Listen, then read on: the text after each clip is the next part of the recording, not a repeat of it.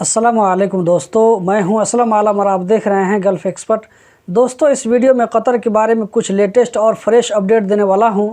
अगर आप कतर में रहते हैं या कतर जाने वाले हैं तो इस वीडियो को लास्ट तक ज़रूर देखें ताकि आपको पूरी जानकारी मिल सके। अगर आप अभी कतर में रहते हैं तो आपको रोज़ाना कतर के बारे में अपडेटेड रहना ज़रूरी है। ये आपके लिए बेहतर होगा क्योंकि अभी कतर में कोरोना के केस बढ़ने की वजह से रोज़ाना कुछ न कुछ नया अपडेट आने का चांस है।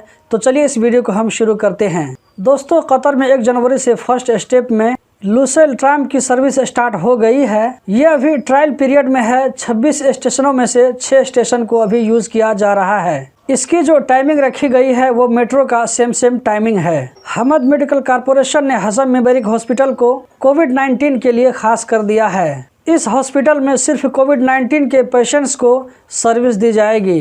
वजह बिल्कुल साफ है कि कतर में भी कोरोना के केस में तेज़ी देखी जा रही है। मिनिस्ट्री ऑफ पब्लिक हेल्थ के मुताबिक कतर में 1 जनवरी को पिछले 24 घंटों में 833 कोरोना के नए केस रिकॉर्ड हुए। 563 लोकल लोगों में जबकि 270 बाहर से आने वालों में। जबकि पिछले 24 घंटों में 168 लोग इस वायरस से रिकवर हो गए।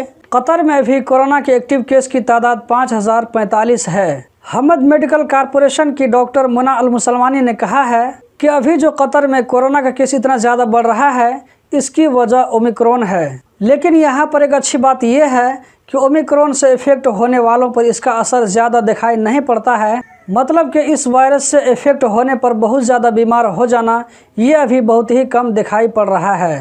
और जिन लोगों ने वैक्सीन का तीसरा डोज लगवा लिया है तो ऐसे लोगों पर और भी कम असर दिखाई पड़ता है। आगे उन्होंने कहा कि आने वाले दिनों में कतर में और भी ज़्यादा कोरोना के केस देखने को मिलेंगे और इनमें से अक्सर लोगों पर इसका हल्का फुल्का सिम्टम्स ही नज़र आएगा। ऐसे लोगों को हॉस्पिटल में एडमिट करने की ज़रूरत नहीं पड़ेगी। टेस्ट पॉजिटिव आने के बाद में ऐसे लोग अपने आप को 10 दिन तक के लिए आइसोलेट कर ले। ये खास करके 50 साल से कम उम्र के लोगों के लिए है जिनका हेल्थ कंडीशन बेहतर हो। दोस्तों, कतर में 31 दिसंबर 2021 से फेस मास्क का रूल लागू हो गया है जो कि रिस्ट्रिक्शन का पहला हिस्सा है। इसी तरह स्कूल कॉलेज को 1 हफ्ता तक के लिए बंद कर दिया गया है और ऑनलाइन एजुकेशन स्टार्ट कर दिया गया है।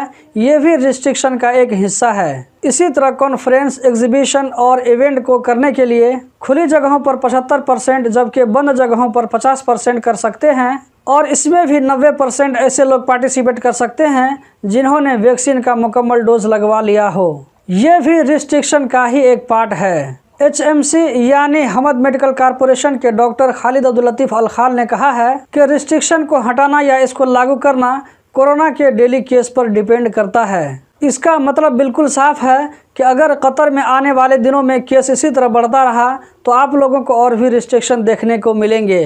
1 जनवरी को कतर में 191 लोगों के खिलाफ लीगल एक्शन लिया गया है। इन लोगों ने कतर में कोरोना के रूल की खिलाफ वर्जी की थी, जिसमें से 180 लोगों ने ऐसी जगहों पर जहां पर मास्क लगाना ज़रूरी है उन लोगों ने मास्क नहीं लगाया था। जबकि 10 लोग ऐसे थे जिनके मोबाइल में एहतराज ऐप नहीं था।